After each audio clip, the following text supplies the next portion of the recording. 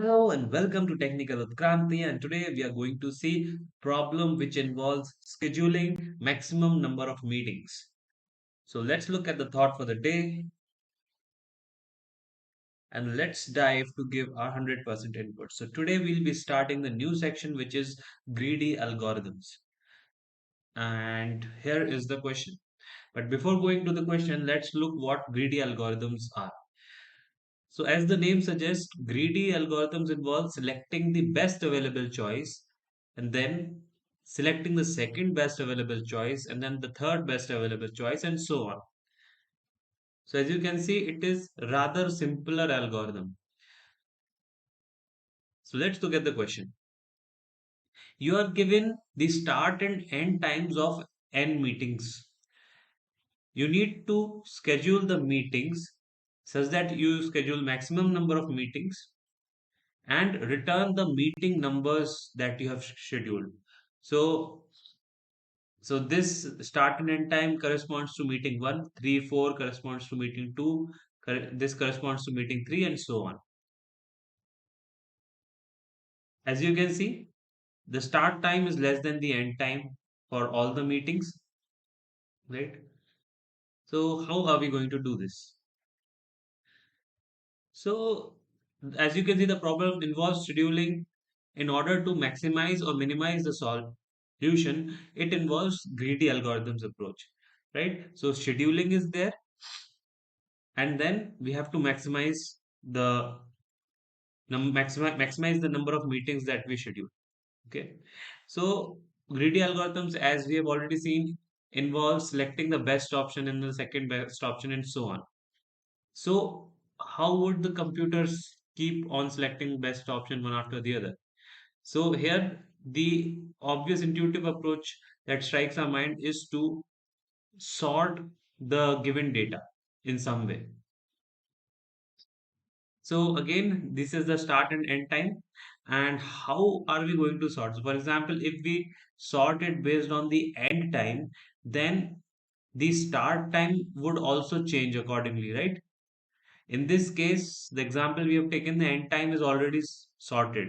But in case if it was not sorted, then when we sort the end time, then the corresponding start indices will also change. So how can we do this kind of sorting? So here we have used the ordered dictionary in Python. So as you can see here, what I have done is, so dictionary in Python involves key and a value. Key needs to be unique because if key is the same, then there will not be a new entry in the dictionary. So what I have done is, these are all the start times, and with it, I have stored the meeting numbers, which is 1, 2, 3, 4, 5, 6. This makes key unique. Even if the start times of the two meetings in the data given to us are same, then the meeting numbers would be different and hence the key would be different. And then the value is the end time, right? Then we sort this dictionary based on value, and since the given example, the end time sorting is already there, so we have this sorted dictionary, right? And now we need to choose the meetings. So firstly we'll choose the meeting with the least amount of end time. So this is the best option available to us. All right, now we have the end time of the first meeting here. Now, how are we going to schedule the second meeting? We'll schedule the second meeting whose start time is greater than the end time of this meeting, right? So we have already sorted this data based on the end time, right? So we need to check the second data in sequence and then compare the start time of this meeting with the end time of this meeting. And if start time is greater than the end time, then we take this meeting. All right. So this goes into the solution, and then the end time becomes 4. All right. Now, the third choice available to us is this, but start time is less than the end time of the meeting that is already scheduled. So we neglect this option. Then we come to this option. we see that start time is 5 greater than the end time of the previously scheduled meeting. So we take this meeting into the solution, and hence 4 comes over here.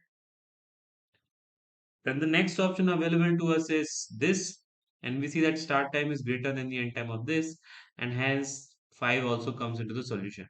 Then the next option available to us is this, but start time is less than the end time, and hence this does not become the part of the solution. So this is the solution we get. And I hope you understood the illustration of how we use the greedy algorithm approach. So let's dive in to look at the code. So here is the code that we have. I have taken the ordered dictionary over here, and whatever the start and end data that I had first stored it in the dictionary. Then I had sorted it out. So this sorting would give me a list, and then using that list, I have again created an ordered dictionary. So basically, OD2 corresponds to the sorted data as shown in the slides previously. Now, this list will store the solution. This will store the previous end time of the scheduled meeting. And here is how we iterate on the data. So, count represents the count of the data that we iterate. So, 0, 1, 2, 3, like that. So, first meeting will always be scheduled, right? The second meeting onwards, we have this comparison that if the start time is greater than the previously scheduled meetings end time, then we have it in the solution, and its end time becomes the previous end time, right? So this way we keep on appending the meeting number into the list, and hence we return the list at the end of the algorithm. So let's run it. And as you can see, all the test cases pass. So I hope you liked this greedy algorithm illustration, the question and the solution to the question. If you did like, please give it a thumbs up and subscribe to my channel. Thank you. Bye bye. Good night.